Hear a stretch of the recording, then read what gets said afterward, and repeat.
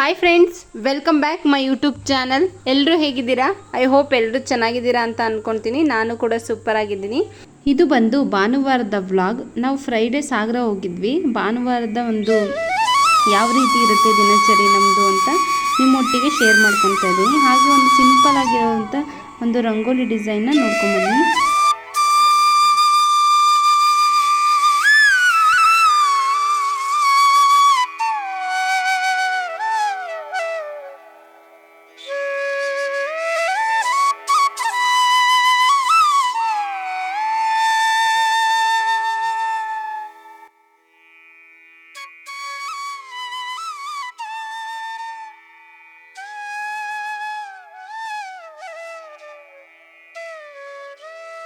ಈ ರೀತಿ ಬೆಳಗಿನ ಜಾವ ಗೋಮಾತೆಗಳ ದರ್ಶನ ಆಗಿಬಿಟ್ರೆ ತುಂಬಾ ಪಾಸಿಟಿವ್ ಎನರ್ಜಿ ಬರುತ್ತೆ. ನಮಗೆಲ್ಲ ಇದು ತುಂಬ ಅಪರೂಪ ಕಾಣೋದು.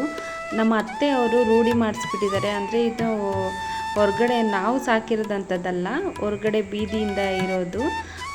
ಏನಾದರೂ ಕೊಟ್ಟದು ರೂಢಿ ಮಾಡಿಸಿರೋದಕ್ಕೆ ಅವು ಬೆಳಿಗ್ಗೆ ತಕ್ಷಣ ಬಂದುಬಿಡುತ್ತೆ. ಸುಮಾರು ಬಂದುಬಿಡ್ತವೆ. ಅದಕ್ಕೆ ಭಯ ಪಡ್ಕೊಂಡು ಒಂದು ಬಾಳೆಹಣ್ಣು ಕೊಟ್ಬಿಟ್ಟಿದ್ದೀನಿ, ಎಲ್ಲಿ ಕಚ್ಚಿಬಿಡುತ್ತೋ ಕೈ ಅಂತ ಹೆದರ್ಕೊಂಡು. ನನ್ನ ಮಗನಂತೂ ಹಿಡಿಯೋಕ್ಕೆ ಆಗ್ತಾಯಿಲ್ಲ. ಪುನರ್ವಾಗಂತೂ ಈ ಥರ ಹಸುಗಳು ಪಕ್ಷಿ ಪ್ರಾಣಿಗಳು ಅಂದರೆ ತುಂಬಾ ಇಷ್ಟ. ನೋಡ್ಕೊತ ನಿಂತ್ಕೊಂಡ್ಬಿಡ್ತಾನೆ. ಆದರೂ ಒಂಥರ ಭಯ ಅಲ್ವ, ಎಲ್ಲಿ ಕೊಂಬೇರೆ ಉದ್ದ ಇದ್ದಾವೆ, ಎಲ್ಲಿ ಗುದ್ಬಿಡುತ್ತೋ ಅಂತ ಸೇಫ್ಟಿಯಿಂದ ನೋಡ್ಕೊತಾ ಇದ್ದೀನಿ. ಮತ್ತೆ ಇವರೇನಾದರೂ ತಿನ್ನೋಕ್ಕೆ ಕೊಡ್ತಾರೆ ಅಂತ ಕಾಯ್ಕೊಂತ ನಿಂತ್ಕೊಬಿಟ್ಟಿದ್ದಾವೆ, ಹೋಗ್ತಾನೇ ಇಲ್ಲ. ನಮ್ಗೆ ಈ ಥರ ರಂಗೋಲಿ ತುಂಬ ಅಪರೂಪ. ಅಂದರೆ ಚಿಕ್ಕವರಿದ್ದಾಗೆಲ್ಲ ನಾವು ಈ ಥರ ಹೂವಿನ ರಂಗೋಲಿ ಎಲ್ಲ ಹಾಕ್ತಾಯಿದ್ವಿ. ಯಾವುದಾದ್ರೂ ಹಬ್ಬ ಬಂದರೆ ಸಾಕು ಗುಲಾಬಿ ಹೂವಿನ ಚಿತ್ರನೇ ನಮಗೆ ಫೇವ್ರೇಟ್ ಆಗಿಬಿಟ್ಟಿತ್ತು. ಅದನ್ನೇ ಹಾಕಿ ಪಿಂಕ್ ಕಲರಿಂದೆಲ್ಲ ಬಣ್ಣ ಹಾಕಿಬಿಟ್ರೆ ಹಬ್ಬ ಮುಗೀತು ಅನ್ನೋ ರೀತಿಲಿತ್ತು. ಈಗ ಅಂತೂ ತುಂಬ ವೆರೈಟಿ ರಂಗೋಲಿ ಡಿಸೈನ್ಗಳೆಲ್ಲ ಬಂದಿದ್ದಾವೆ. ಬಸ್ಸಲ್ಲಿ ಬರೋ ದಾರಿಯಲ್ಲಿ ಲಾರಿಗಳನ್ನೆಲ್ಲ ರಿಪೇರಿ ಮಾಡ್ತಾಯಿದ್ರು ಗ್ಯಾರೇಜಲ್ಲಿ. ಜಸ್ಟ್ ಅದನ್ನು ನೋಡಿದನಷ್ಟೇ, ಅದೇ ರೀತಿ ಮಾಡ್ತಾ ಇದ್ದಾನೆ ನೋಡ್ರಿ. ಲಾರಿ ರಿಪೇರಿ ಮಾಡ್ತಾ ಇದೀಯಾ? ನಮ್ಮ ಪುನರ್ವ ಏನು ನೋಡ್ಕೊಂಡಿರ್ತಾನೋ ಅದನ್ನೇ ತಲೆಗೆ ಇಟ್ಕೊಂಡು ನೀಟಾಗಿ ಮಾಡ್ತಾ ಇರ್ತಾನೆ. ತುಂಬ ಅಬ್ಸರ್ವೇಷನ್ ಇದೆ ಇವನಿಗೆ, ಭಾರಿ. ಎಲ್ಲದೂ ಸಹ ಪಟ್ ಅಂತ ಬೇಗನೆ ಕಲ್ತು ಬಿಡ್ತಾನೆ. ನೋಡಿ ಯಾವ ರೀತಿ ಮಾಡ್ತಾ ಇದ್ದಾನೆ.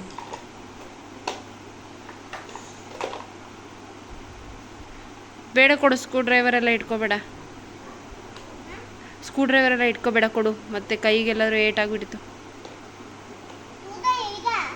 ಆ ಥರದ್ದೆಲ್ಲ ಮಕ್ಕಳು ಮುಟ್ಟಬಾರ್ದು, ಚುಚ್ಚುತ್ತೆ ಕೈಗೆ ಚುಚ್ಚುತ್ತೆ.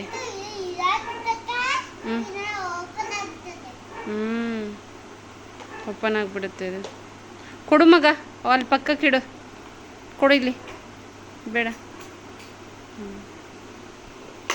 ಮಧ್ಯಾಹ್ನದ ಅಡಿಗೆ ಮಟನ್ ಸಾಂಬಾರನ್ನು ಯಾವ ರೀತಿ ಮಾಡೋದು ಅಂತ ತೋರಿಸ್ಕೊಡ್ತಾ ಇದ್ದೀನಿ. ಮೊದಲನೇದಾಗಿ ಒಂದು ಪಾತ್ರೆಗೆ ಎಣ್ಣೆಯನ್ನು ಹಾಕೋಬೇಕು. ಎಣ್ಣೆ ಚೆನ್ನಾಗಿ ಕಾದ ನಂತರ ಒಂದು 2 ಈರುಳ್ಳಿಯನ್ನು ಹೆಚ್ಕೊಂಡು ಈರುಳ್ಳಿಯನ್ನು ಹಾಕ್ಕೊಳ್ತಾ ಇದ್ದೀನಿ. ಈರುಳ್ಳಿ ಸ್ವಲ್ಪ ಹಸಿ ಸ್ಮೆಲ್ ಹೋಗೋವರೆಗೂ ಒಂದು ಸೌಟಲ್ಲಿ ನೀಟಾಗಿ ತಿರುಗಿಸ್ತಾ ಇರಬೇಕು. ಆಲ್ಮೋಸ್ಟ್ ಕುಕ್ಕರಲ್ಲಿ ಎಲ್ಲರೂ ಸಹ ಈ ಮಟನನ್ನು ಮಾಡ್ತಾ ಇರ್ತಾರೆ. ಆದರೆ ಕುಕ್ಕರಲ್ಲಿ ಮಾಡಿದ್ರೆ ಟೇಸ್ಟ್ ಇರೋದಿಲ್ಲ. ಈ ಥರ ಒಂದು ಪಾತ್ರೆಯಲ್ಲಿ ಮಾಡಿಬಿಟ್ರೆ 3 ಟೊಮೊಟೊವನ್ನು ಚೆನ್ನಾಗಿ ಚಿಕ್ಕದಾಗಿ ಹೆಚ್ಕೊಂಡು ಹಾಕ್ಕೊಳ್ಳಿ. ಟೊಮೊಟೊ ಮತ್ತು ಇದು ಈರುಳ್ಳಿ ಇದೆಯಲ್ಲ, ಅದು ನೀಟಾಗಿ ಎಣ್ಣೆಯಲ್ಲಿ ಚೆನ್ನಾಗಿ ಫ್ರೈ ಆಗಿ ಮತ್ತು ಕರಗಬೇಕು. ಅದು ಟೊಮೊಟೊ ಎಲ್ಲ ನೀಟಾಗಿ ಕರಗಬೇಕು. ಅಲ್ಲಿವರೆಗೂ ಒಂದು ಸೌಟಲ್ಲಿ ನೀಟಾಗಿ ಹಸಿ ಸ್ಮೆಲ್ ಹೋಗೋ ತನಕನೂ ಚೆನ್ನಾಗಿ ತಿರುಗಿಸ್ತಾ ಇರಬೇಕು. ಆಗ ತುಂಬ ಟೇಸ್ಟಿಯಾಗಿರುತ್ತೆ, ಚೆನ್ನಾಗೂ ಬರುತ್ತೆ. ಆಲ್ಮೋಸ್ಟ್ ಈ ರೀತಿ ಮಾಡ್ತಾಯಿದ್ರೆ ಮಟನ್ ಸಾಂಬಾರಂತೂ ತುಂಬಾ ಟೇಸ್ಟಾಗಿರುತ್ತೆ. ಬೇಕಾದ್ರೆ ನೀವು ಒಂದು ಸಲ ಟ್ರೈ ಮಾಡಿ. ಯಾರೆಲ್ಲ ನನ್ನ ಚಾನಲ್ ಸಬ್ಸ್ಕ್ರೈಬ್ ಮಾಡ್ಕೊಂಡಿಲ್ಲ, ಪ್ಲೀಸ್ ಸಬ್ಸ್ಕ್ರೈಬ್ ಮಾಡಿಕೊಂಡು ಬೆಲ್ಲೈಕನ್ ಕ್ಲಿಕ್ ಮಾಡಿ. ಈಗ ನಾವು ತೊಳೆದಿರುವಂಥ ಮಟನನ್ನು ಈಗ ಪಾತ್ರೆಗೆ ಹಾಕ್ತಾಯಿದ್ದೀನಿ. ನೋಡಿ, ಅಕಸ್ಮಾತ್ ನಿಮಗೆ ಮನೆಯಲ್ಲಿ ಜಾಸ್ತಿ ಜನ ಇದ್ದರೆ ಕ್ವಾಂಟಿಟಿನೂ ಸಹ ನೀವು ಜಾಸ್ತಿ ಮಾಡ್ಕೋಬೇಕು. ಸುಮ್ಮನೆ ಮಿಕ್ಸಿಲಿ ಮತ್ತು ಕುಕ್ಕರಲ್ಲಿ ಎಲ್ಲ ಮಾಡಿದ್ರೆ ಸರಿಯೇ ಇರಲ್ಲ. ಈ ಥರ ಈಸಿಯಾಗಿ ಮನೆಯಲ್ಲೇ ಸಹ ಮಾಡ್ಕೋಬೋದು. ಇದೊಂಥರ ಸಾಗರ ಸ್ಟೈಲ್ ಮಟನ್ ರೆಸಿಪಿ ಅಂತ ಹೇಳಿದರೂ ಸಹ ತಪ್ಪಾಗಲ್ಲ. ಸುಮಾರು ಜನ ನಮ್ಮ ಮನೆಯಲ್ಲಿ ಗೆಸ್ಟ್ಗಳು ಬಂದು ತಿಂದು ಹೋಗಿದ್ದಾರೆ. ತುಂಬ ಟೇಸ್ಟಿಯಾಗಿರುತ್ತೆ ಅಂತ ಕಮೆಂಟು ಸಹ ಮಾಡಿದ್ದಾರೆ. ಈಗ ನಾನು ಇದಕ್ಕೆ ಸ್ವಲ್ಪ ಅರಿಶಿಣದ ಪುಡಿ ಹಾಕ್ತಾಯಿದ್ದೀನಿ. ಈಗ ಅರಿಶಿಣ ಪುಡಿ ಮತ್ತು ಈರುಳ್ಳಿ ಟೊಮೊಟೊ ಇದೆಲ್ಲ ಹಾಕಿ ಇದರಲ್ಲೇ ನಾವು ಒಂದು ಅರ್ಧ ಗಂಟೆ ಬೇಯಿಸ್ಕೋಬೇಕು. ಚೆನ್ನಾಗಿ ಲೋ ಫ್ಲೇಮಲ್ಲಿ ಇಟ್ಟು ಚೆನ್ನಾಗಿ ಬೇಯಿಸ್ಕೊಳ್ತಾ ಇರಬೇಕು. ಆವಾಗ ಇದರಲ್ಲೇ ಬೆಂದೋಗ್ಬಿಡುತ್ತೆ ಬೇಗನೆ. ಮತ್ತು ಕುಕ್ಕರ್ ವಿಸಿಲೆಲ್ಲ ಕೂಗಿಸಿದ್ರೆ ಮಟನ್ ಕೈಗೆ ಸಿಗಲ್ಲ, ತುಂಬ ಮೆತ್ತಗೆ ಆಗಿಬಿಡುತ್ತೆ. ನೋಡಿ ಈಗ ಆಲ್ಮೋಸ್ಟೆಲ್ಲ ಒಂದು ಅರ್ಧ ಗಂಟೆ ಕ್ಲೋಸ್ ಮಾಡಿ ಓಪನ್ ಮಾಡಿದ್ದೀನಿ. ನೋಡಿ ನೀರೆಲ್ಲ ಕೆಳಗೆ ಬತ್ತಿದೆ. ಈ ರೀತಿ ಆದಾಗ ನಾವೇನು ಮಾಡಬೇಕು, ಖಾರದ ಪುಡಿ ಹಾಕೋಬೇಕು. ಸ್ವಲ್ಪ ಮಟನ್ನು ಚಿಕನಿಗೆ ಸ್ವಲ್ಪ ಖಾರ ಜಾಸ್ತಿ ಇದ್ರೇ ಅದು ನಾಲಿಗೆಗೆ ರುಚಿ ಬರೋದು. ಸೊ ಹಾಗಾಗಿ ತುಂಬ ಖಾರ ಅಲ್ಲ, ಒಂದು ಮೀಡಿಯಮ್ಮಾಗಿ ನೋಡಿಕೊಂಡು ಖಾರವನ್ನು ಹಾಕ್ಕೊಳ್ಳಿ, ಖಾರದ ಪುಡಿಯನ್ನು ಹಾಕ್ಕೊಳ್ಳಿ. ಮತ್ತು ಇದಕ್ಕೆ ಸ್ವಲ್ಪ ಧನಿಯಾ ಪುಡಿಯನ್ನು ಸೇರಿಸ್ಕೊಳ್ತಾ ಇದ್ದೀನಿ. ಸ್ವಲ್ಪ ಉಪ್ಪು ಹಾಕ್ಕೊಳ್ತಾ ಇದ್ದೀನಿ, ಯಾಕಂದರೆ ಮತ್ತೆ ಮುಂದಕ್ಕೆ ಉಪ್ಪು ಹಾಕ್ಕೋಬೇಕು. ಸೊ ಹಾಗಾಗಿ ಇವಾಗ ಸ್ವಲ್ಪ ಉಪ್ಪನ್ನು ಹಾಕ್ಕೊಳ್ತಾ ಇದ್ದೀನಿ. ಎಲ್ಲ ಸೇರಿಸಿ ಮತ್ತೆ ಚೆನ್ನಾಗಿ ಈ ರೀತಿ ಮಟನ್ಗೆಲ್ಲ ಅದು ಉಪ್ಪು ಖಾರ ಎಲ್ಲ ಹತ್ಕೋಬೇಕಲ್ವ. ಸೊ ಹಾಗಾಗಿ ಚೆನ್ನಾಗಿ ಒಂದು ಸೌಟಲ್ಲಿ ತಿರುಗಿಸ್ತಾ ಇರಬೇಕು. ತುಂಬಾ ಟೇಸ್ಟಿಯಾಗಿರುತ್ತೆ. ನಾವು ಈಗ ತಿರುಗಿಸ್ತಾ ಇದ್ದಾಗ ಬಾಯಲ್ಲಿ ಬಂದುಬಿಡುತ್ತೆ, ಅಷ್ಟು ಘಮ ಬಂದಿರುತ್ತೆ. ತುಂಬ ಈಸಿಯಾಗಿ ನಾವು ಆರಾಮಾಗಿ ಮಾಡ್ಕೋಬೋದು. ಮತ್ತು ನಮಗೆ ಸಾಂಬಾರು ಬೇಡ ಅಂದಾಗ ಇದೇ ರೀತಿ ಖಾರದ ಪುಡಿ ಮತ್ತು ಕೊತ್ತಂಬರಿ ಪುಡಿ ಹಾಕೊಂಡು ಸ್ವಲ್ಪ ಚಕ್ಕೆ ಮಸಾಲೆ ಪುಡಿ ಈಗ ಒಂದು ಪ್ಲೇಟ್ ತಗೊಂಡು ಕ್ಲೋಸ್ ಮಾಡಿಕೊಂಡು ಲೋ ಫ್ಲೇಮಲ್ಲಿ ಇಟ್ಕೊಳ್ಳಿ. ಅದರಲ್ಲೇ ಮತ್ತು ಇನ್ನೂ ಸ್ವಲ್ಪ ಚೆನ್ನಾಗಿ ಬೇಯಬೇಕಲ್ವ. ಸೊ ಹಾಗಾಗಿ ಉಪ್ಪು ಖಾರ ಮತ್ತು ಕೊತ್ತಂಬರಿ ಪುಡಿ ಎಲ್ಲ ಹಾಕಿದ್ದೀವಲ್ಲ, ಸೊ ಹಾಗಾಗಿ ಈಗ ನಾನು ಜಾರಿಗೆ ಒಂದು ಸ್ವಲ್ಪ ಕಾಯಿಯನ್ನು ಸೇರಿಸ್ಕೊಳ್ತಾ ಇದ್ದೀನಿ. ಸ್ವಲ್ಪ ಕಾಯಿ ಸಾಂಬಾರು ಜಾಸ್ತಿ ಬೇಕು ಅಂದರೆ ಸ್ವಲ್ಪ ಕಾಯಿನ ಕ್ವಾಂಟಿಟಿ ಜಾಸ್ತಿ ಮಾಡ್ಕೊಳ್ಳಿ. ಅರ್ಧ ಟೊಮೊಟೊ ಹಾಕಬೇಕು. ನಾವು ಮುಂಚೆನೇ ಟೊಮೊಟೊ ಹಾಕ್ಕೊಂಡಿದ್ದೀವಲ್ವ, ಸೊ ಹಾಗಾಗಿ ಅರ್ಧ ಟೊಮೊಟೊವನ್ನು ಹಾಕ್ಕೊಳ್ತಾ ಇದ್ದೀನಿ. ಸ್ವಲ್ಪ ಬೆಳ್ಳುಳ್ಳಿ ಸಿಪ್ಪೆ ಎಲ್ಲ ತೆಗೆದಿರುವಂಥದ್ದು ಬೆಳ್ಳುಳ್ಳಿಯನ್ನು ಹಾಕ್ಕೊಳ್ಳಿ. ಬೆಳ್ಳುಳ್ಳಿ ಮತ್ತು ಶುಂಠಿ ಹಾಕಿದ್ರೇ ಅದು ಸ್ವಲ್ಪ ಚೆನ್ನಾಗಿರೋದು ರುಚಿಯಾಗಿ. ಸೊ ಇವಾಗ ಬೆಳ್ಳುಳ್ಳಿ ಹಾಕ್ಕೊಂಡೆ, ಮತ್ತು ಸ್ವಲ್ಪ ಶುಂಠಿನೂ ಸಹ ಹಾಕ್ಕೊಳ್ತಾ ಇದ್ದೀನಿ. ಅರ್ಧ ಈರುಳ್ಳಿ ಹಾಗೆ ಮತ್ತು ಒಂದು 8 ಲವಂಗ, 2 ಏಲಕ್ಕಿ, ಸ್ವಲ್ಪ ಚಕ್ಕೆಯನ್ನು ಸೇರಿಸ್ಕೋಬೇಕು. ಜಾಸ್ತಿ ಮಸಾಲೆ ಹಾಕ್ಕೋಬಾರ್ದು. ಸ್ವಲ್ಪ ಪೆಪ್ಪರ್ ಮೆಣಸಿನ ಕಾಳನ್ನು ಹಾಕ್ಕೊಂಡು ಸ್ವಲ್ಪ ಕೊತ್ತಂಬರಿ ಸೊಪ್ಪನ್ನು ಹಾಕ್ಕೊಂಡು ಚೆನ್ನಾಗಿ ಮಿಕ್ಸಲ್ಲಿ ಗ್ರೈಂಡ್ ಮಾಡಬೇಕು. ಮತ್ತು ನೀವು ಜಾಸ್ತಿ ಈರುಳ್ಳಿ ಟೊಮೊಟೊನ ಹಾಕೊಳಕ್ಕೆ ಹೋಗ್ಬಾರ್ದು, ರುಚಿ ಹೋಗ್ಬಿಡುತ್ತೆ. ಆಲ್ಮೋಸ್ಟ್ ನಾವು ಫ್ರೈಯಲ್ಲಿ ಹಾಕ್ಕೊಂಡಿರ್ತೀವಲ್ವ ಈರುಳ್ಳಿ ಮತ್ತು ಟೊಮೊಟೊ, ಅದನ್ನಷ್ಟೇ ಹಾಕ್ಕೊಂಡು ನೋಡಿ ಈ ರೀತಿ ಹದವಾಗಿ ನೀಟಾಗಿ ನುಣ್ಣಗೆ ರುಬ್ಕೋಬೇಕು.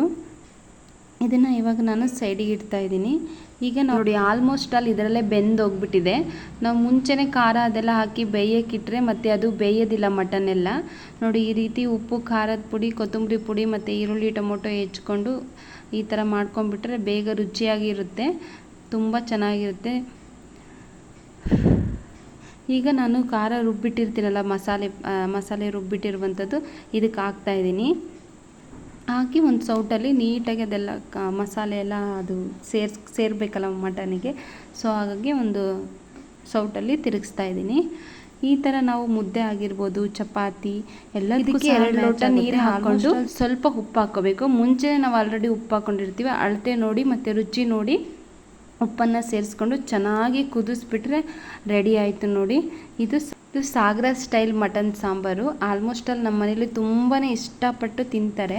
ಹಾಗೆ ಮಧ್ಯಾಹ್ನ ಊಟ ಮಾಡಿಕೊಂಡು ಮಂಡೇ ಸ್ವಲ್ಪ ನಮ್ಮ ಮನೆಯವರಿಗೆ ಕೆಲಸ ಇತ್ತು. ಸೊ ಹಾಗಾಗಿ ಬೇಗನೆ ಹೊರಟ್ವಿ ನಾವು. 4:15 ಸುಮಾರು ಆಗಿತ್ತು. ಬರೋ ದಾರಿಲಿ ಅಷ್ಟು ನಮಗೆ ಮಳೆ ಬರುತ್ತೆ ಅಂತ ಅನಿಸ್ತಾ ಇರಲಿಲ್ಲ. ಆಮೇಲೆ ಸ್ವಲ್ಪ ಅರ್ಧ ದಾರಿಲಿ ಅಂತೂ ತುಂಬ ಗುಡುಗು ಮಿಂಚು, ಪುನರ್ವ ಬೇರೆ ಇದ್ದಾನೆ ಪಕ್ಕದಲ್ಲಿ. ಒಂದು ಭಯ, ಟೆನ್ಷನ್ನು. ಯಾವುದೇ ಕಾರಣಕ್ಕೆ ಏಪ್ರಿಲ್ ಮೇ ತಿಂಗಳು ಸಂಜೆ ಮಾತ್ರ ಹೊರಡಬಾರ್ದು ನೋಡ್ರಿ ಬೈಕಲ್ಲಿ, ತುಂಬ ಮಳೆ ಗುಡುಗು ಬರುತ್ತೆ.